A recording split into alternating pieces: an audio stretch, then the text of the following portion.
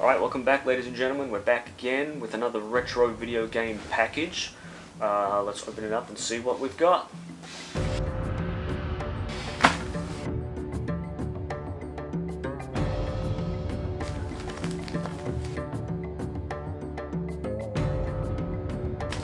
Alright, we've got a couple of things here. Alright, first thing up. Remember these? Game Boy. Mortal Kombat 3 on the Game Boy. Whoa, look at that. Remember the Game Boy. Here's our cartridge, Mortal Kombat 3. Now those of you who know me know that I'm not a fan of Mortal Kombat 3 at all. When the game came out back in the day, yeah, I played it. What was it missing? Well, it was missing the magic of Daniel Pesina for one thing. We didn't have Sub-Zero, Scorpion, Johnny Cage. I mean, we had Sub-Zero without a mask on. It was not the same. As you can see, there's a bit of wear here, a bit of wear and tear on the sticker. Yes, folks, I did own this game. And I have to say, it's one of the most depressing Mortal Kombat games that I can think of off the top of my head. Everything from the music, like the second you boot this thing up, the music is just yawn-worthy. So of course the roster of characters on this game had to be limited severely. Because, well, it's just a Game Boy game. And if I recall correctly, one of the best moves from the Mortal Kombat games, the jump kick, wasn't as effective as it should have been in this game, because it never knocked anybody down. Straight up, that sucked. Not a fan of this at all, apart from the fact that it is some Mortal Kombat memorabilia from back in the day, going into my collection. What else have we got here? Mortal Kombat Deception. So we're getting pretty recent now, as you can see, to a Mortal Kombat game from about, I don't know, 2004 for the PlayStation 2. Look, we'll leave that aside for now, because I have a feeling I know what this one is. I'm going to take a look at. Clearly this is not the original cover or the case for it. Let's have a look. Mortal Kombat Trilogy for the PlayStation 1. Let's take a look here. The old black CD. Mortal Kombat Trilogy. Now, as with most PS1 games, I guess the case just disappeared. Because, well, look, those cases weren't all that fun anyway. Never really a fan of a CD-sized case that didn't fit into any of your CD racks. You see, with the PlayStation 2 games, they're in a DVD-sized case. In other words, you could put these in your DVD rack at the time. You didn't have to have an entirely different rack just for them. Mortal Kombat Trilogy, which takes me back to Mortal Kombat 3. After the disappointment of Mortal Kombat 3, Midway went back to the drawing board and brought out Ultimate Mortal Kombat 3. So you had your ninjas back all of a sudden, the fan favourites. For the PlayStation 1, they thought they'd go one even higher and bring out Mortal Kombat Trilogy. Now, Mortal Kombat Trilogy was like a version of Ultimate Mortal Kombat 3 on steroids. You had all the characters from all those games all in one game. You had some of the classic Mortal Kombat 1 characters, minus of course your Johnny Cage, Scorpion and Sub-Zero. Liz Malecki as Sonya was missing, amongst other characters. You had your Shang Tsung and your Liu Kang. And that was because there were things going on behind the scenes with the actors and nasty business we don't have to talk about. Because these original characters were missing from the game, it did feel incomplete.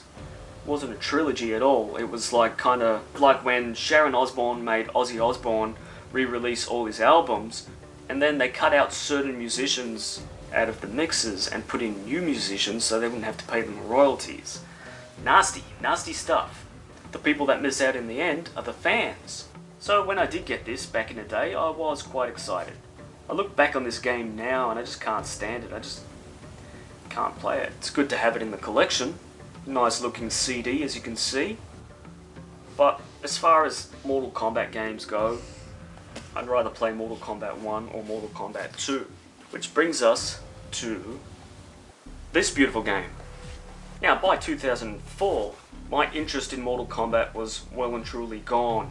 That terrible Mortal Kombat Annihilation movie, Mortal Kombat 3, Mortal Kombat 4, Mortal Kombat Deadly Alliance. These games were just unplayable for me. I just did not enjoy them. It was simply by accident that I'd seen a review for this game online, and something about it drew me straight to it. What was it?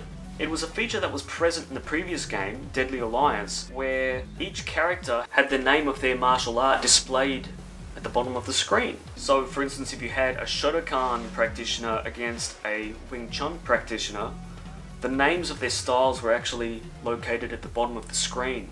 And for me, being the big martial arts fan that I am, this just drew me straight to this game. By this stage, when I did first obtain this game, it was already old. And for the price, well, I definitely wanted to try it out. Deception. Alright, let's open it up and have a look. Okay, hey, booklets. Alright. CD. Okay. The old PlayStation 2 CD. So as you can see, got the silver bottom. Okay, DVD-ROM. So we're getting pretty recent with this now. We're not so retro after all. I mean, it is retro. Okay, instruction booklet. Pretty good condition. Not sure how many users have been through this. Yeah, PlayStation booklets were never all that interesting.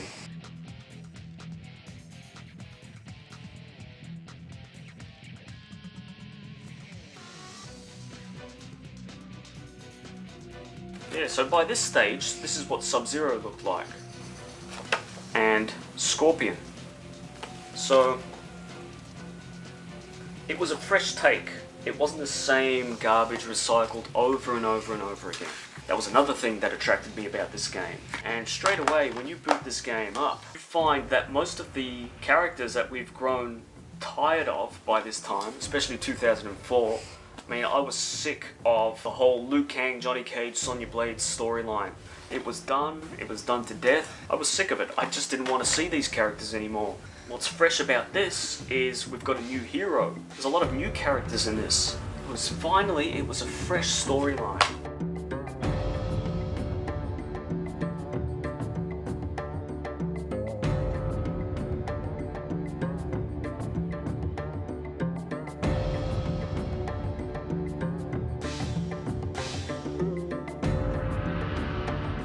So this game is pretty much my favourite Mortal Kombat game after Mortal Kombat 2. Why? Because of the originality behind this thing, but also the subtle nods to the things that made the franchise a winner. Everybody always loved Scorpion and Sub-Zero. They're here in all their glory. The martial arts, they're all here in their glory. You've got side games that were fun, like puzzle combat, chess combat.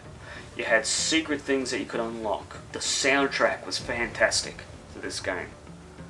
It had elements of the original games and elements from the movie, the first movie, and the TV show.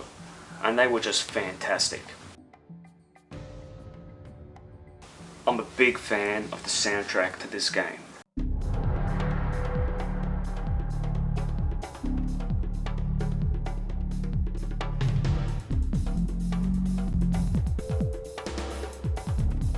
The other thing that I liked about this game was the original backgrounds. They're interactive, which is something that I really liked. It was something new for me.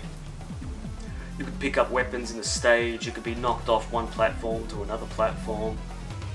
This rekindled my love for the franchise. So in my own opinion, I feel that this is probably the pinnacle of the 3D games for me back in these days. I'm not into the new games. They don't really interest me. This is getting pretty recent compared to the other things that I talk about on here.